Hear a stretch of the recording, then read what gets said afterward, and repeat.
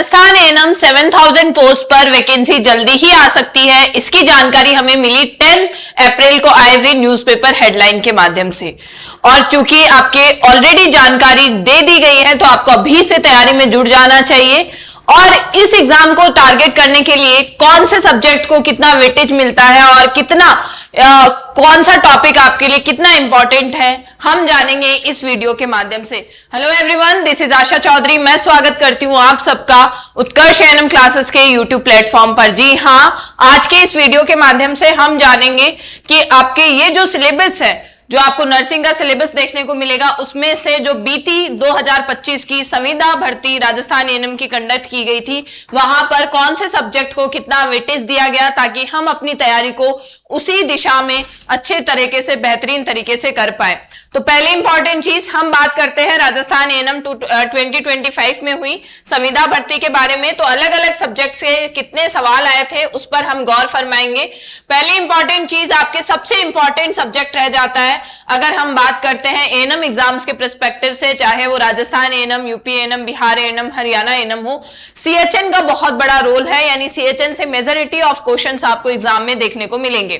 CHN जिसे हम बोलते हैं कम्युनिटी हेल्थ नर्सिंग, और इसी के अलावा इसमें आपके हेल्थ प्रोग्राम्स भी अगर हम जोड़ देते हैं तो अप्रोक्सीमेटली आपको 28 सवाल देखने को मिल सकते हैं एग्जाम में। कितने? 28 सवाल, जो कि अपने आप में एक बहुत बड़ा नंबर है, जिसमें आपके ज्यादातर जो एनएचएम, एनआरएचएम और Ayushman Bharat sub centre, CHC, health education, communication, इनसे संबंधित सवाल ज्यादा देखने को मिलेंगे। देखिए, एक एएनएम की पोस्टिंग होती है सब सेंटर के लेवल पर, और उनकी मुख्य भूमिका भी यही रहती है कि जो योजनाएं चली हैं, क्या वो अच्छे से उनका लाभ लोगों तक पहुंच पा रहा है या नहीं पहुंच पा रहा। और वो कैसे सुनिश्चित करते हैं? जब उन्हें एग्जिस्टिंग प्रोग्राम्स और योजनाओं के बारे में बहुत अच्छे से जानकारी हो तब। तो इसीलिए एग्जामिनर बिल्कुल ये चाहेंगे कि आपको एक बार परख लें कि आपको उन योजनाओं, उन प्रोग्राम्स के बारे में कितनी समझ है, कितनी जानकारी है। इसी के अलावा जो आपके सामने योजना आ जाती है पीएमएसएम में, या फिर सुमन, जननी शिशु सुरक्षा योजना, रिप्रोडक्टिव चाइल्ड हेल्थ जो प्रोग्राम है उससे संबंधित मोर्टेलिटी इंडिकेटर से आपसे सवाल आ सकते हैं, क्योंकि एक एएनएम का काम बिल्कुल ये रहता है कि जो भी आपकी मृत्यु दर है, चाहे वो माँ की मृत्यु दर हो चाहे शिशु की मृत्यु दर हो, दोनों को ही कम किया जा सके, एक एएनएम की मुख्य भूमिका रहेगी। वाटर और सैनिटेशन से रिलेटेड सवाल पूछे जा सकते हैं। इसका में रीजन ये भी है, जैसे आपको पता होगा कोलेरा, टाइफाइड जैसे रोग दूषित जल भोजन से फैलते हैं, तो वाटर और सैनिटेशन का पता होना भी बहुत जरूरी है। इससे भी सवाल पूछे जा सकते हैं। नेशनल प्रोग्राम, स्वच्छ भारत योजना, डायरियल डिजीज कंट्रोल प्रोग्राम्स, और जो आपके कम्युनिकेबल डिजीजेस हैं उनसे भी कुछ ना कुछ सवाल आपसे जरूर पूछे जा सकते हैं।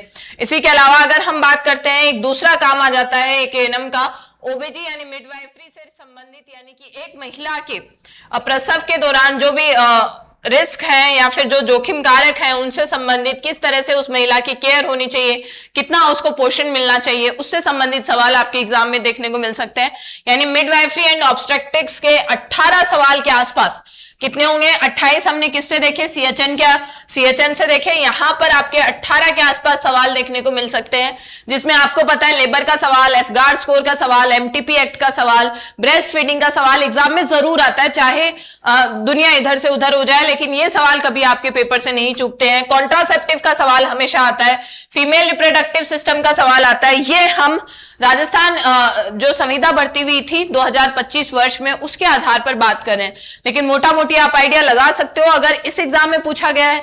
पुराने एग्जाम में भी यही इन्हीं टॉपिक से आया था। लेवल ऊपर नीचे हो सकता है सवाल थोड़े हार्ड पूछ लिए गए हों पिछली से पिछली बार, लेकिन 2025 में सवाल जो थे मॉडरेट लेवल के थे और इन टॉपिक से रहे।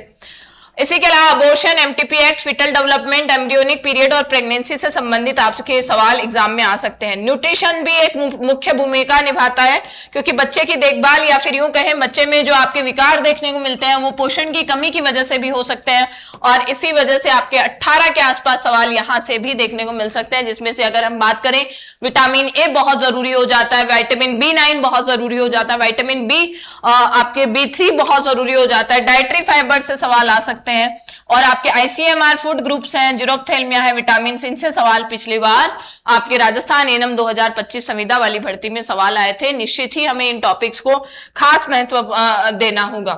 इसी के अलावा जो आपके हिडन हंगर है, जैसा कि मैंने आपको बोला था, विटामिन B3 से संबंधित जो पेलेग्रा डिजीज है वो बहुत इंपॉर्टेंट हो जाता है। आयरन डेफिशिएंसी एनीमिया बहुत जरूरी है। पोषण अभियान अपने आप में बहुत इंपॉर्टेंस रखता है। इसी के अलावा एनाटॉमी, फिजियोलॉजी और नर्सिंग साइंस। देखो हमारे सिलेबस का सबसे बड़ा हिस्सा जो होता है एनाटॉमी फिजियोलॉजी का देखने को मिलता है, यानी कि कॉपी के कॉपी, नोट्स के नोट्स बढ़ जाते हैं, लेकिन उससे सवाल कितने आते हैं आपके 22 के आसपास सवाल आते हैं। ये चीज ध्यान रखिएगा।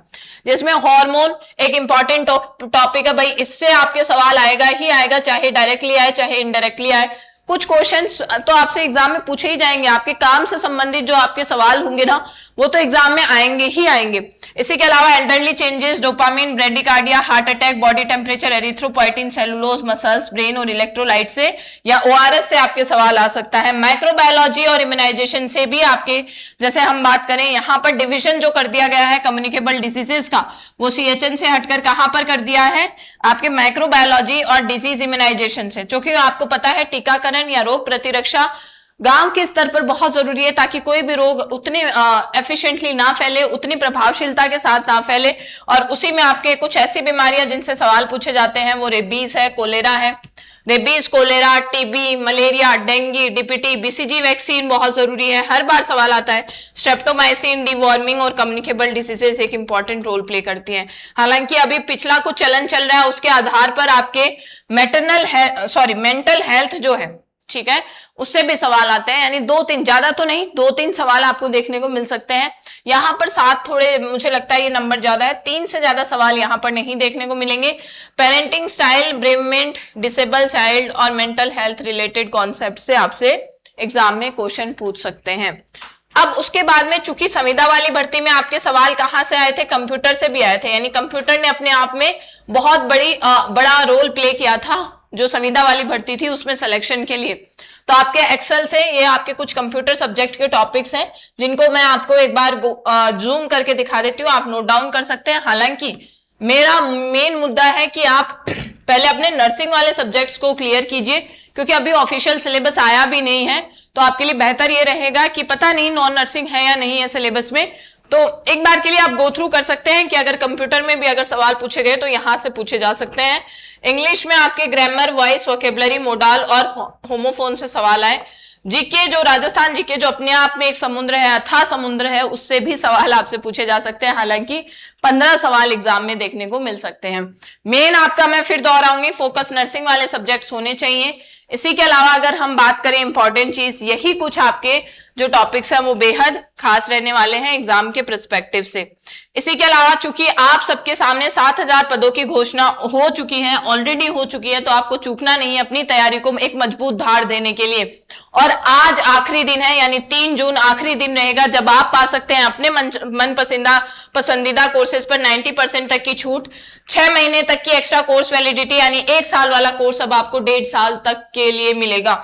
और आपके मौजूदा कोर्स वैलिडिटी बढ़ाने के लिए आपको 25% एक्स्ट्रा डिस्काउंट भी दिया जाएगा। याद रखें, राजस्थान A&M बैच स्टैंडर्ड और प्राइम 2 ऑप्शन में अवेलेबल है।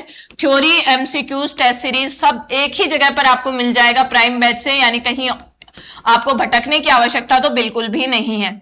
मैं आपको यकीन दिलाना चाहूंगी कि इसके बाद में प्राइसेस आपकी ऑब्वियसली बढ़ जाएंगी। प्राइम बैच आपके लिए सबसे बेहतरीन ऑप्शन है राजस्थान A&M की अगर आप तैयारी कर रहे हैं। इसी के अलावा हरियाणा A&M कोर्स भी है, अगर आपके सहपाठी, आपके फ्रेंड्स कोई हरियाणा A&M की तैयारी कर रहे हैं तो उनको भी प्राइम बैच और स्टैंडर्ड बैच का सुझाव जरूर दीजिएगा। क्योंकि आपके प्राइम बैच की देखो 1200 रुपए मुझे लगता है बहुत कम है, बहुत मिनिमल प्राइस है, जहां पर theory, MCQ, quiz, test series हर मतलब आपकी सिलेक्शन, आपकी वो 50,000 वाली नौकरी जिसके लिए आप 1200 रुपए पे करेंगे, मुझे नहीं लगता कि वो अमाउंट ज्यादा होगा। आपकी तैयारी बहुत बेहतरीन करवाई जाएगी, सही दिशा में करवाई जाएगी।